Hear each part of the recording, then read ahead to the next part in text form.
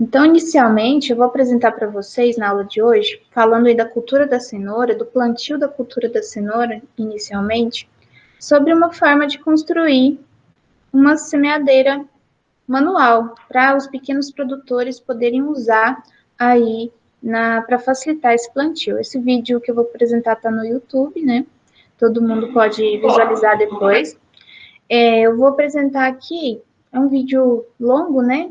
14 minutos. Eu vou mostrar a primeira parte, falando dos materiais usados, e depois eu vou já mostrar um outro vídeo, que é a terceira parte desse vídeo, né? Que é o Alexandre Bertoldo que publicou, falando já da prática do uso dessa plantadeira de cenoura lá no campo.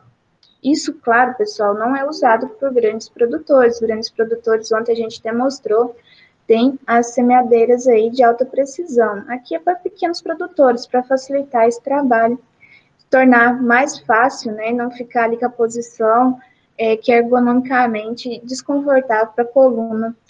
Então, vamos lá. Bem, meu nome é Alexandre e hoje estou aqui para construir para vocês uma semeadeira de semente miúda, tipo a cenoura, beterraba, rabanete, com um custo de apenas $5, usando materiais reciclados e materiais que podemos encontrar facilmente em casas de ferragem. Bom, para construir a nossa semeadeira, nós vamos precisar de alguns materiais, como discos cortados de contraplacado, algumas arruelas de pressão, tudo de 6 milímetros, porcas, varões rosqueados de 6 milímetros, em que nós vamos cortar 2 peças de 5 centímetros e uma peça de 40 centímetros. Além disso, vamos precisar de 2 tiras de garrafa de refresco do tipo PET. 2 tiras. Um pedaço de 25 centímetros de madeira. 3 pedaços de 35 centímetros e outro de 15 e 2 outros de 15 centímetros de madeira, perfurados na sua base e também aqui no meio.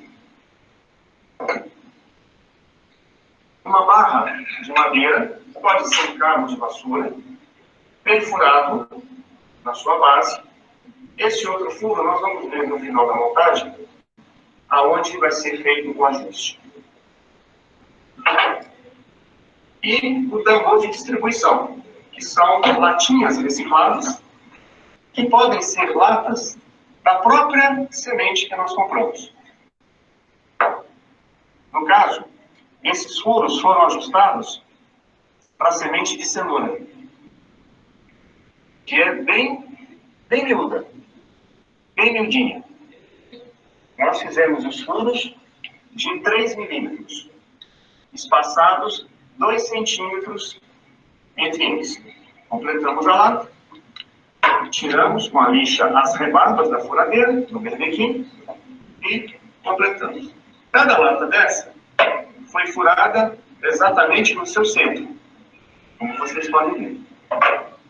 Bem, os discos de madeira, todos eles têm o mesmo diâmetro, e todos perfurados no seu centro, com exceção de 2 deles, que nós também perfuramos um furo logo acima do centro, que é por onde vai ser feito a alimentação do tambor de distribuição de semente.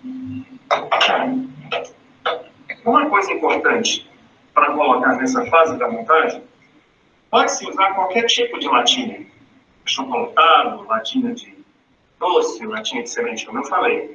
O importante é que a relação entre o diâmetro da lata e o diâmetro da nossa roda precisa ser de tal forma que sobre para a gente um espaço de 2 centímetros. Agora vamos à montagem. A primeira coisa que nós vamos fazer é pegar um varão maior e, previamente, os furos já foram feitos na madeira, ok? Então, nós agora vamos ajustar esse varão exatamente no meio. Vamos colocar uma argoela aqui, vamos parar uma porta.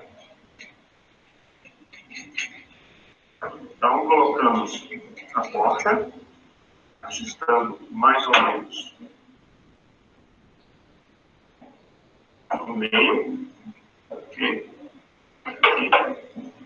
E uma porta de pressão, uma argoela de pressão, perdão.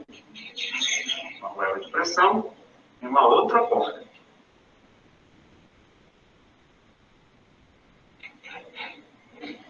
Pessoal, vou adiantar um pouquinho para a gente já ver aqui mais à frente agora entramos com o a nosso montagem.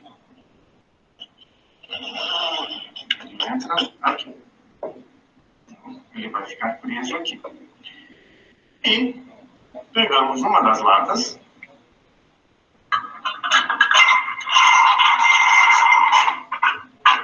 Colocamos aqui. Para prender a lata, nós vamos fazer a mesma coisa. Vamos colocar uma argoela lisa, uma argoela de pressão e uma porta.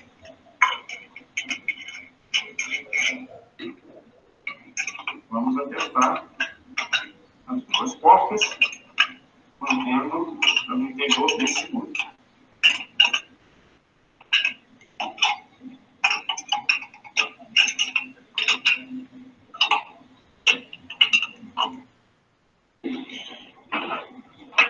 Vou segurar aqui no fundo e vou dar o tapete.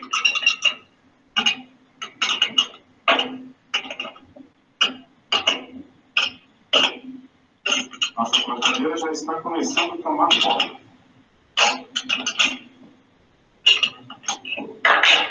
Percebem? E a mesma coisa nós vamos fazer do outro lado. Eles recomendam fazer essa montagem, né, usando latinhas e tudo mais. Aqui já poderia até usar a semeadeira. Veja. O problema que nós vamos encontrar aqui é que, se fizermos assim, vou precisar fazer só um esquema aqui, e porque eu não sou bem no centro. Preciso ajeitar a maneira aqui.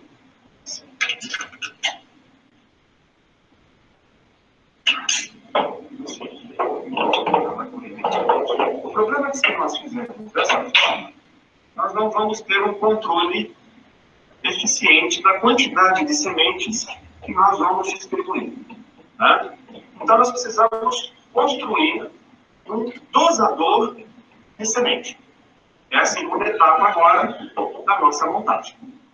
Para isso, nós vamos usar essas tiras de PVC, né? Aqui ainda falta recortar, eu vou recortar daqui a pouco. Vamos ver como. E nós temos que construir um suporte para prender essas tiras. É o que nós vamos fazer aqui agora. Por isso, essa nossa baliza. Ela já foi pregada aqui. Tá? Então, nós introduzimos aqui. Posso só um pouquinho para não quebrar. Ok? Vamos lá.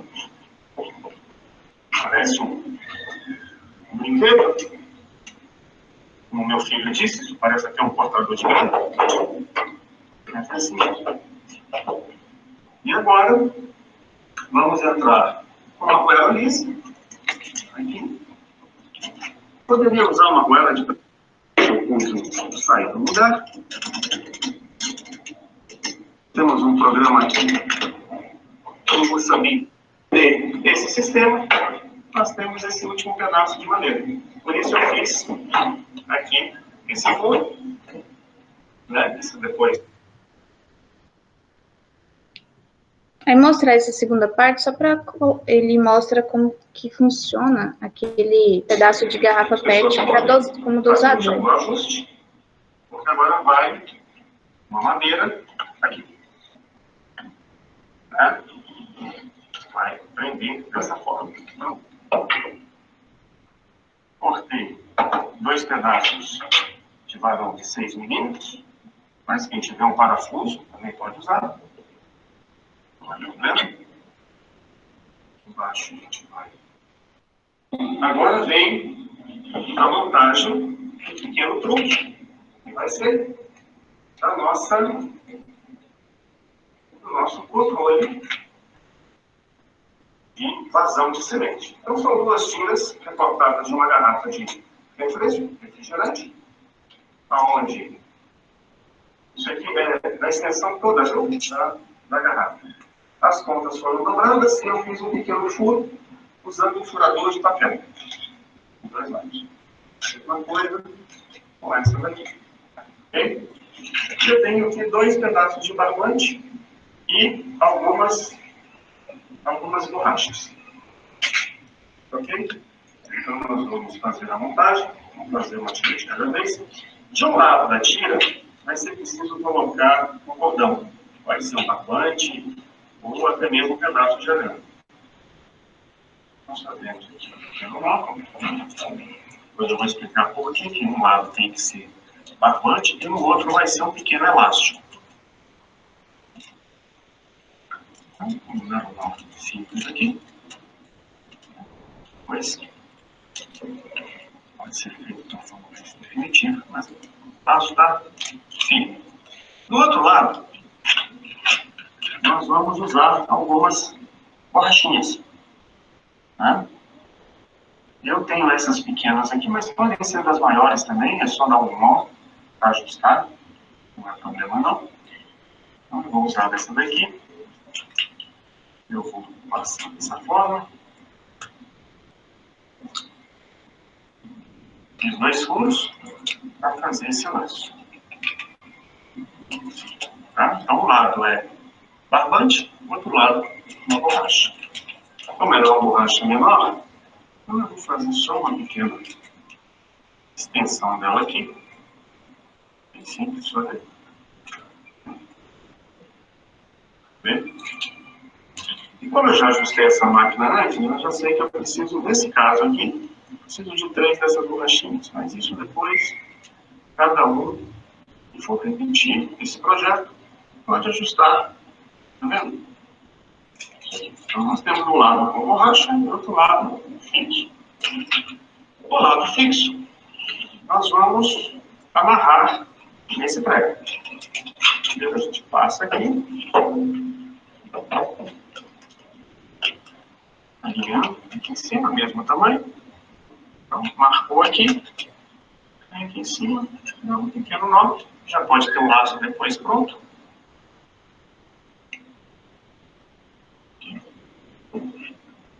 Isso também pode ser um arame. Facilita bastante a montagem. Isso. Aqui. Não corre mais. Tá vendo? E do outro lado, eu venho com prego. Até ficou frouxo. Eu posso colocar aqui em cima o seguinte. Ok? Deixa eu fazer uma aqui até uma. Bem? Já com canivete. Canivete aqui. Vou soltar. Isso aqui a gente faz só quando monta a primeira vez. Depois isso aqui é tudo pronto. Então eu tenho aqui um buraco. Esse buraco, com um pouquinho de habilidade, cuidado, isso pode ser feito com uma faca, uma tesoura. Eu vou abrir um orifício.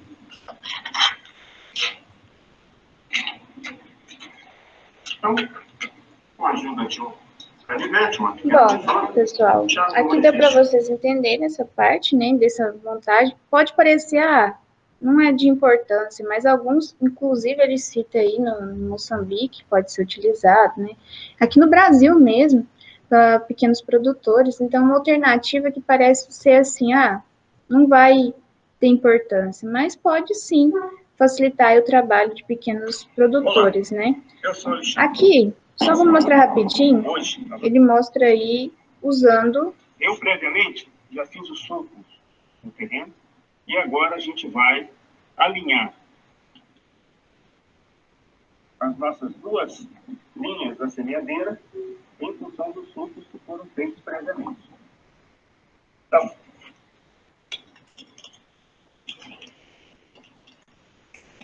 simplesmente corremos com o caminho e as sementes vão sendo depositadas. É importante, pessoal, com o uso dela, também vir conferindo depois se está caindo a semente, né?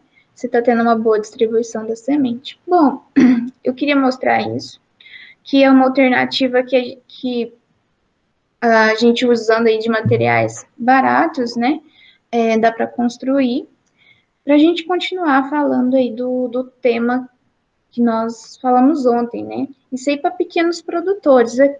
Para grandes produtores, se usa essas semeadoras de alta precisão, que tem uma deposição adequada da semente, que utiliza aí de tecnologias, né? Mas, como sabemos, os pequenos produtores não têm acesso a essa tecnologia.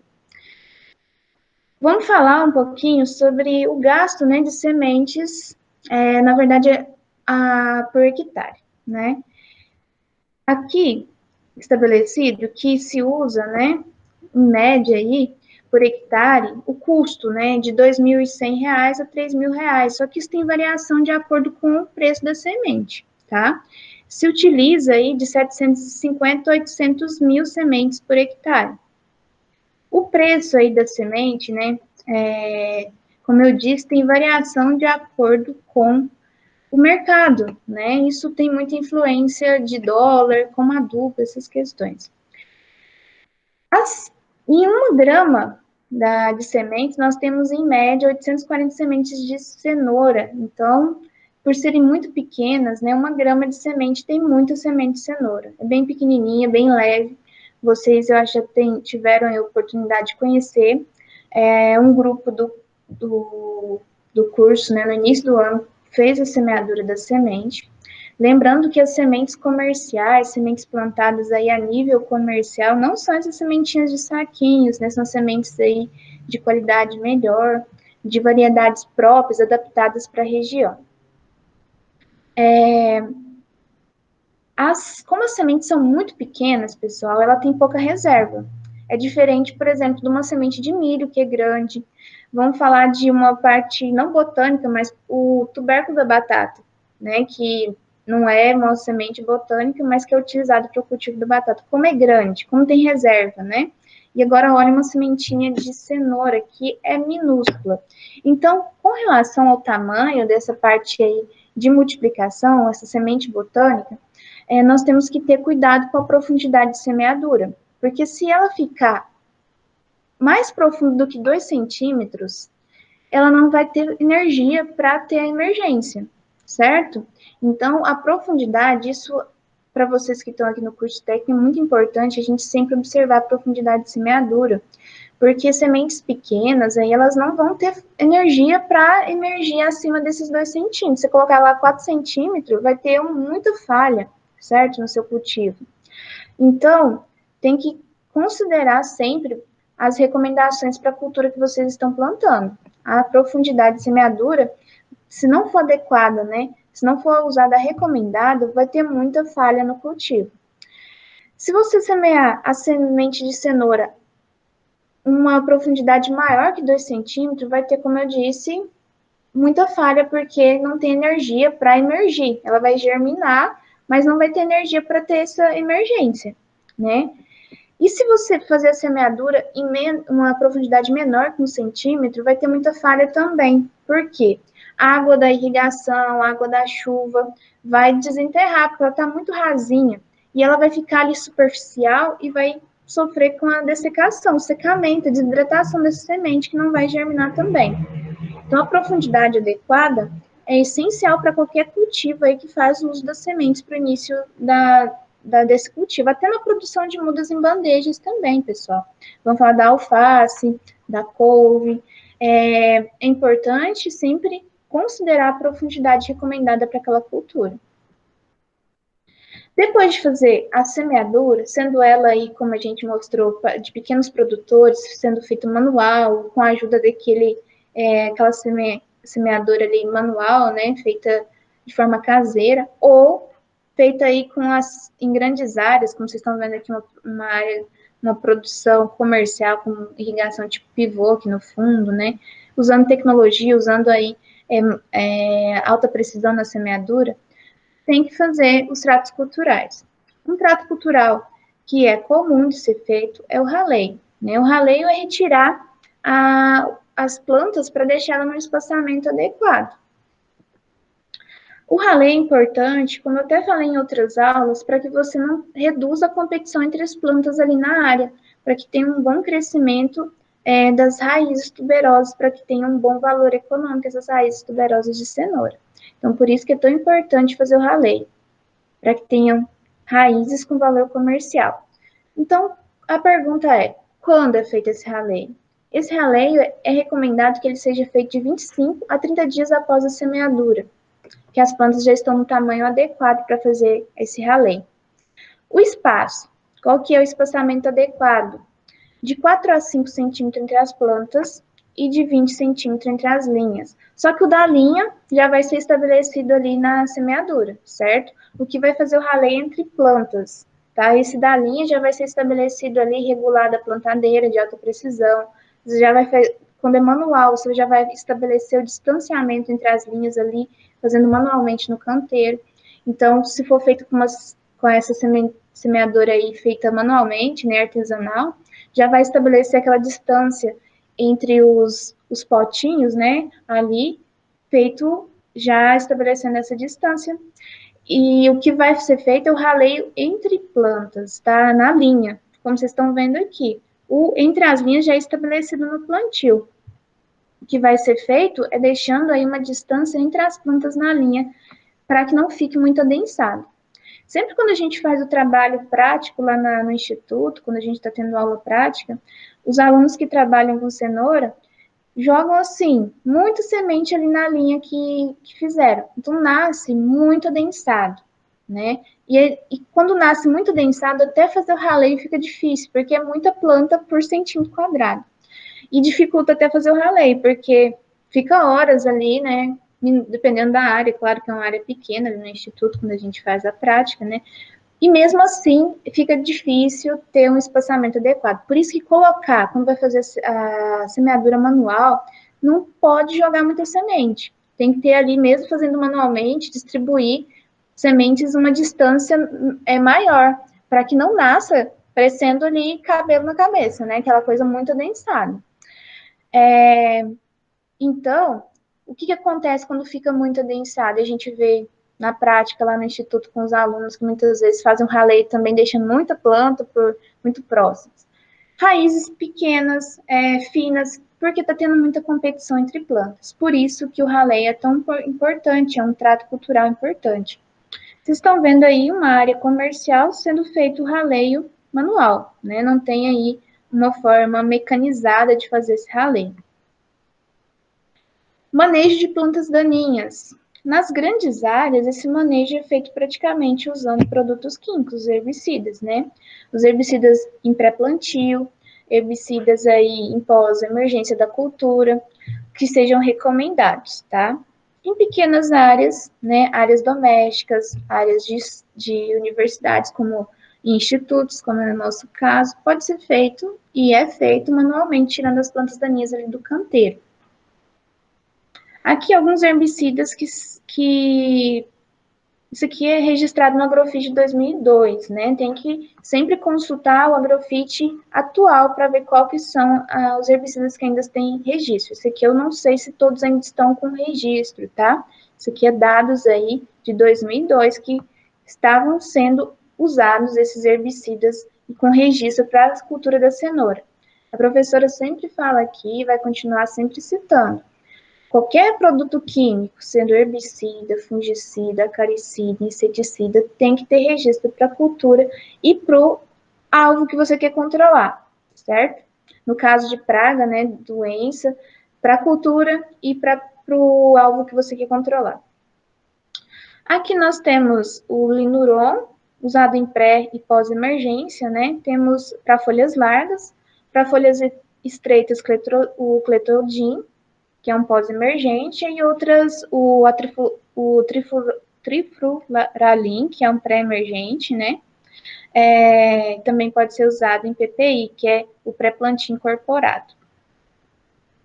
Irrigação. Como a gente já citou, a cenoura, e assim como as olerícolas em geral, são muito exigentes em água, tá? Você não pode comparar aí a necessidade, por exemplo, de uma cultura como a alface com uma cultura como o milho, que é muito mais tolerante ali, exige menos água, né? Então, a exigência da cultura das olerícolas é grande. A cenoura é uma cultura altamente exigente em água, assim como a maioria das olerícolas, tá? Então, tem que fazer um controle de umidade durante todo o ciclo. E para fazer esse controle via irrigação, não dá para esperar as chuvas naturais ali no verão. A cenoura pode ser produzida em todo o ano, né? Tem aí no inverno, no verão, e sempre com irrigação. Todos os ciclos, em todas as épocas do ano. O que é comum de ser observado? A irrigação para pequenas áreas, aspersão convencional, e grandes áreas, o pivô central. Aqui mostrando uma área pequena, de produtores pequenos, né? Aqui também uma área pequena, com irrigação do tipo gotejamento localizada, né? E aqui uma área de extensão maior, uso de maior tecnologia, né? De médios e grandes produtores, o uso aí da aspersão por pivô central. Como que é? Vamos falar um pouquinho dessa irrigação. A primeira irrigação era feita imediatamente, né? Plantou, irrigou. Semente muito pequena, ela precisa de manter a umidade ali com boa qualidade. Então, a primeira irrigação tem que ser uma irrigação que vai molhar ali até 20 centímetros de profundidade, para manter essa umidade ao longo do ciclo, depois vai mantendo com as irrigações. Do plantio até o raleio ali 25, 30 dias após a semeadura, irrigações leves e frequentes, com intervalos de 1 a 2 dias, mas sempre considerar as condições climáticas da região, né? Avaliar a evapotranspiração para verificar a necessidade de irrigação. Do raleio até a colheita, aumenta a lâmina, né, de água e os turnos de rega, mantendo sempre considerando também o clima da época ali da irrigação, tá? Se choveu, por exemplo, tá um cultivo de verão, teve chuva, né, não vai precisar de entrar com o sistema de irrigação. Tem que sempre o técnico estar acompanhando aí de perto, né, estando em contato, às vezes não está podendo ir lá na área todo dia, né, que é impossível, várias áreas para acompanhar, mas está sempre em contato com o produtor para saber, choveu aí hoje, quantos milímetros, para entrar ou não com a irrigação, dependendo da quantidade de chuva natural. Principais doenças, né? Assim como toda cultura, temos problemas sanitários. E é preciso controlar esses problemas, muitos de forma preventiva e outras doenças de forma preventiva e curativa, para evitar perdas aí na produtividade e levar o dinheiro embora do produtor, né? Vamos falar da primeira doença, que é a podridão de pré e pós-emergência, que tem vários agentes causais, tem várias aí bactérias, né, relacionadas com essa doença. Alternaria dawsi, Alternaria ridicina, o fito, a Rhizoctônia solane, Xanthomonas campestre. Qual que é o problema desses agentes causais na pré-emergência? Vai causar ali podridão na semente e redução do estande, redução de plantas por área. Na pós-emergência, também age ali na plântula, gerando tombamento, tá? Reduzindo ali também o estande de plantas. O controle. Primeira coisa, sementes de boa qualidade, porque muito dos agentes de entrar com essa doença na lavoura, pode ser semente de má qualidade. Rotação de cultura com culturas que não sejam aí susceptíveis a esses agentes causais, para quebrar o ciclo da doença, porque muitos desses agentes vivem em restos de cultura, né? Adequar a profundidade de plantio, como a gente disse, que profundidades maiores, além da dificuldade de emergência, né? Pode também facilitar o tempo de ação desses micro-organismos sobre a semente. Manejo adequado de água. Excesso de umidade favorece a ação desses micro-organismos. Por isso que é importante adequar a água de irrigação. Claro que quando você planta no verão e tem muitas chuvas, né, isso não tem como você adequar essa umidade. Mas considerando em períodos, por exemplo, de outono e inverno, sempre regular essa lâmina de água, para que não tenha excesso de umidade. Outra doença é a queima das folhas. É uma doença bem comum da cultura da cenoura, causada pela Alternaria Doughty, pela Cercospora e pelas Xanthomonas também. Esses 3 patógenos podem ser encontrados na mesma lesão, tá? Ou na mesma planta em lesões separadas. Causa necrose nas folhas das plantas da cenoura. Uma forma eficiente de controle é que hoje nós já temos cultivares resistentes a essa doença, como a Brasília, a Curoda e a Curonã. Mas temos também materiais que sempre estão sendo lançados aí. É importante ver também, além da resistência, né, da doença, se esse material adequa à região, adequa à época de cultivo e também ao consumidor que você vai destinar essa produção. E o controle químico, o uso de fungicidas que sejam recomendados para a cultura e recomendados para o controle desses agentes causais. Aqui mostrando, né, o detalhe das folhas com a ação desses micro-organismos. Esse nome popular dessa doença é porque realmente leva à seca das folhas da cenoura pela ação desses micro-organismos. Outra doença é a podridão da raiz, que é causada pelos fungos Sclerotinia host-fice ou Sclerotinia sclerotium, ou também pela bactéria Erwinia carotovora. Essa doença, ela pode afetar na pré-colheita, né, gerando aí crescimento reduzido das raízes, e as folhas, é observado nas folhas da cenoura um amarelecimento, e a podridão mole das raízes, perdendo o valor comercial dessas raízes atacadas por esses micro-organismos. E após a colheita, também pode observar danos causados por esses micro-organismos, que são a podridão seca e mole nas raízes. Muitas vezes a gente vai ao mercado ou ao sacolão e encontra algumas raízes ali para serem vendidas com alguma podridão, que pode ser a ação desses micro-organismos, que tem aí a ação na pós-colheita também.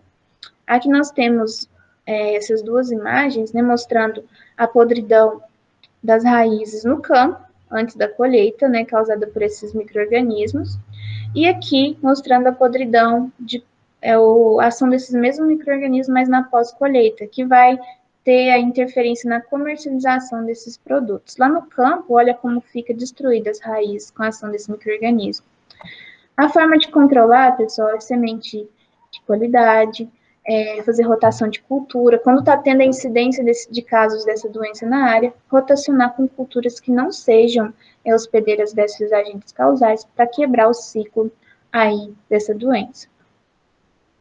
Nematóides, os nematóides de galha, né, causando aí muitos danos visuais e também de desenvolvimento dessas raízes tuberosas. Algumas espécies de nematóides que causam problemas na cenoura: Meloidógeno incógnito, Meloidógeno javânico, Meloidógeno arenaria e o Meloidógeno apla. As plantas ficam com crescimento reduzido, amarelecimento nas folhas, porque está prejudicando a absorção, né, danificando as raízes, e sintomas que vai parecer deficiência mineral, mas como a gente já falou, para nematóide, a gente observa na área, em reboleiras, esse amarelecimento, essas plantas menos desenvolvidas.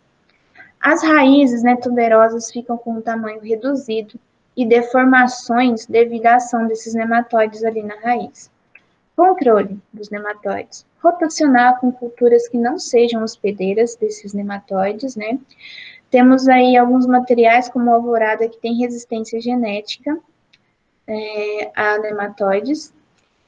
E aqui mostrando todas as raízes, e todas essas com deformações causadas pelo nematóides do gênero Meloidóide, os nematóides de galha, né?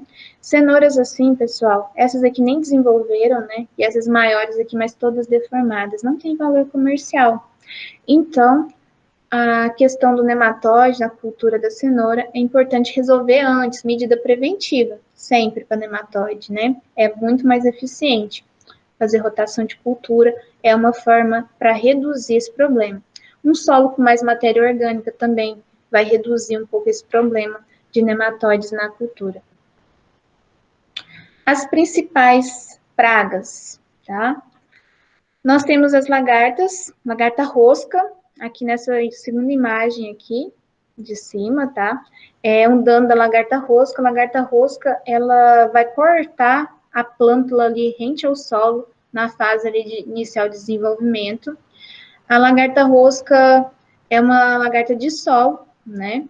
Aqui nós temos a lagarta falsa medideira, também que ela causa danos na parte das folhas, se alimentando de folhas da cenoura. Também podemos ter outras lagartas desfolhadoras atacando a cenoura, tá? Aqui os principais casos, né? A lagarta rosca, a sua ação quando tem baixa umidade no solo, isso é favorecido o seu ataque. Por isso que controlar a irrigação também reduz o problema dessas lagartas. E, claro, fazer monitoramento e aplicação de defensivos quando observar o nível de controle dessas lagartas no campo. Outra praguinha que a gente já conhece bem, né, ataca várias culturas, é o nosso brasileirinho, conhecido também como vaquinha. Mas o problema dele não é nem a fase adulta, é a fase larval, que é conhecida como larva arame, né? Que vai danificar, que essa parte larval fica no solo e vai danificar a raiz da cenoura. A larva da vaquinha prejudica também muito raízes de milho, que a gente até citou, falou isso em aulas, né? E para a cenoura, ela é bem problemática aí. Quando identificar a presença desses danos, né, entrar também com controle químico, que vai, um inseticida sistêmico, principalmente. E os pulgões, várias espécies, né, podem aí prejudicar o desenvolvimento pelos danos diretos de sucção de seiva, e também toxinas, e também pela transmissão de viroses. Para controlar essas pragas, né, por exemplo, a lagarta rosca, um bom preparo do solo, uma boa manter a umidade ali por irrigação. Então, preparo do solo, incorporação de restos culturais, eliminação de plantas daninhas. Plantas daninhas são hospedeiras dessas pragas, de muitas dessas pragas, como pulgão, como também da vaquinha, como também das lagartas, né? Então, eliminar plantas daninhas. A ação de inimigos naturais, como predadores e parasitoides, é uma medida, né, o controle biológico, o controle químico, que é o uso de inseticidas e que sejam recomendados para a cultura e para o controle da praga-alvo na sua área. Colheita, nós vamos falar, né, vamos falar hoje só na parte de introdução aqui, nós vamos falar com mais detalhes na próxima aula. Quanto tempo leva para colher cenoura? Né? Vocês vão pensar, nossa, vamos semear, quanto tempo vamos colher essa cenoura? Que vai estar realmente no ponto adequado de desenvolvimento. De 80 a 120 dias. Por que é 80 a 120 dias? Depende da cultivar, depende do clima, né? Porque no inverno o desenvolvimento é mais lento das culturas, né? O ponto de colheita é observado quando as folhas mais velhas já estão amarelecidas ou secando, tá? A cenoura, ela não vai ter ali um secamento da planta total, como acontece na batata, quando tem a maturação fisiológica dos tubérculos. A cenoura, ela não vai morrer a planta, tá? Quando tiver ali com uma raiz no ponto de colheita. Inclusive, se você manter ali na sua área, vai ter o florescimento, a produção de semente dessa planta naturalmente. Mas não é o que comercialmente a gente quer. Então, observa, quando tem um arqueamento também, para as folhas mais novas tem um arqueamento para baixo, e até mesmo por amostragem, né? Você fazer a amostragem de algumas raízes e verificar se elas estão com o diâmetro adequado para comercialização. Nós falamos, né, nas aulas antes até das férias, que existe cultivares de inverno e cultivares de verão. E essas cultivares têm que ser recomendadas, né, ser plantadas na época adequada para evitar o florescimento precoce, o que não é desejado, né, que você, quando tem o florescimento da planta, você vai ter uma raiz de menor qualidade, porque vai começar a gastar energia que está armazenada na raiz para esse florescimento, tá? As cultivares de inverno, geralmente elas têm a folhagem de coloração verde mais escuro, o formato das raízes são mais cilíndricas, o comprimento variável dependendo da cultivar, né, entre 18 e 22 centímetros de diâmetro, e de 3 a 5 centímetros, o diâmetro de 3 a 5 e o comprimento de 18 a 22, tá? Essas cultivares de inverno, né, que tem a coloração alaranjada mais escura e o ciclo de 90 a 120 dias. Isso aqui com relação à produtividade, aí vocês vão falar, mas quanto em média produz aí por hectare de cenoura? Em torno de 50 toneladas por hectare, segundo dados aí do Centro de Pesquisa Econômica da Exalc, o CPEA. Isso é uma produtividade média, claro que tem regiões e épocas do ano que você vai ter médias maiores, propriedades com médias maiores, propriedades com médias menores. Isso depende também de condições climáticas, muitas vezes, né? O cultivo de inverno ele é considerado mais produtivo, podendo aí alcançar produtividade de 70 toneladas por hectare. Em outubro a novembro, essa produção pode alcançar até 80 toneladas por hectare, visto, claro, condições ambientais e também as condições ali que foram adotadas de manejo da cultura, irrigação, adubação, tá? Aqui vocês veem uma área já sendo colhida, né? O pivô central lá no fundo, né? Uma área grande, uma área de grandes produtores. Vocês veem que as cenouras não têm florescimento. Quando você planta a cultivar adequada para a época do ano adequada, não vai ter florescimento. Temos apenas uma aqui no canto da foto, né? Acontece uma ou outra, mas vocês veem que as plantas não estão com o pendão ali floral. Ou umbela, né? Como é chamado esse tipo de flores de inflorescência da cenoura. A colheita, ela é feita, né? Sendo desenterrado, ele passa um implemento para afofar o solo, para ficar fácil tirar a cenoura do solo, mas a retirada da cenoura ali do campo usa-se muita mão de obra, uma cultura que exige muita mão de obra para a colheita, né? A colheita, então, pode ser manual, ser mecanizada e mecanizada, né? Eu até mostrei já um vídeo, algumas aulas atrás, falando da colheita totalmente mecanizada, que não é, assim, tão utilizada ainda, mas é uma tecnologia que existe já. A mais utilizada em grandes propriedades é a semi-mecanizada. Faz ali, como eu disse, passa o implemento afofando o solo por baixo das raízes para ficar fácil tirar elas do solo, e depois vem manualmente os trabalhadores retirando. Pequenas propriedades, produtores familiares, usa-se a colheita totalmente manual, como vocês estão vendo aí na imagem, né? Na imagem só para ilustrar. E aqui a semi-mecanizada que eu estava falando para vocês. Tem uma lâmina que ela vai acoplada ao trator, né? Ela vai passar por baixo do canteiro para afofar esse solo e ficar fácil de fazer a colheita pelos trabalhadores, que vão só puxando, retirando já a parte da folha e colocando em caixas essas raízes que vão ser levadas para um galpão, onde vão ser lavadas, selecionadas. Vocês nunca viram raiz de cenoura chegar suja de terra no sacolão do supermercado, né? Então, por isso, elas são lavadas, selecionadas, sendo retiradas cenouras que estão com defeitos, bifurcadas. E essas raízes que têm defeitos, elas não são descartadas. Elas são produzidas as cenouras baby, que são vendidas em conserva, e também vendidas muitas vezes in natura também, em alguns mercados maiores se acha, né? Que elas são modeladas, cenourinhas pequenininhas, que usam essas cenouras com defeito para a produção.